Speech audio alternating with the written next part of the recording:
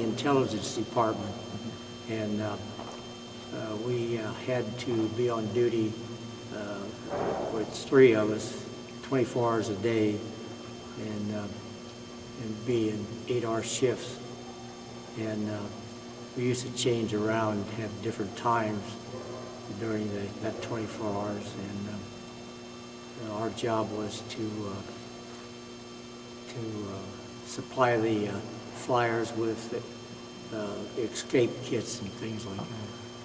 And what were in the escape kits? Well, it was just a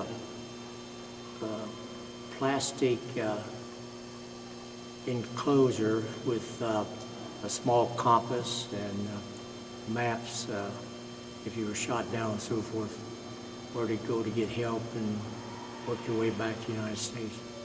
What was it like just to live through that overseas? I mean, what were your thoughts kind of day to day about kind of the stability of the world in the United States, and kind of like just what was going around, what was happening? Well, we maintained a big map of the war from Normandy on, when it first started, through the end of the war, and we had maps showing our advancement in Europe. And our base was B-24 bombers, and they would go out on different missions and come back after. What memory sticks out the most during your service in World War II?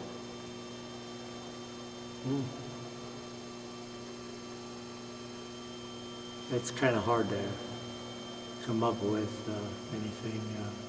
I enjoyed the basic training, and we was in one of the bases.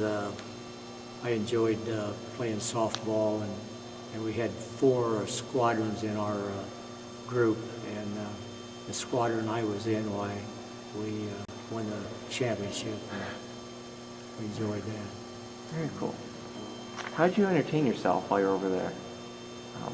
Well, we would go into Norwich, England, the nearest town, which was probably a mile away from the base.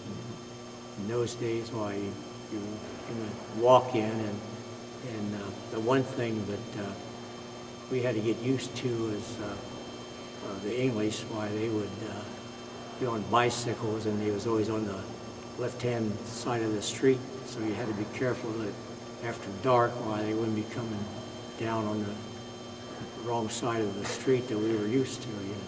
Yeah. And of course, at that time, you could go in, and they had a dance hall right in the city for the GIs, and pubs. You could go in and drink beer and so forth. Do you have a favorite pub to go into? Now, we did, but I can't even remember the name now. I think it might have been, the dance hall there was called the Lido. Okay. And they played, it was English orchestra, and they'd play the popular songs from the United States. What kind of songs are those?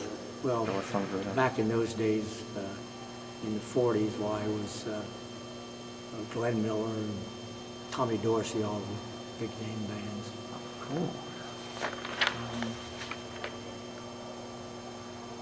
Did you make any close friendships while in the service?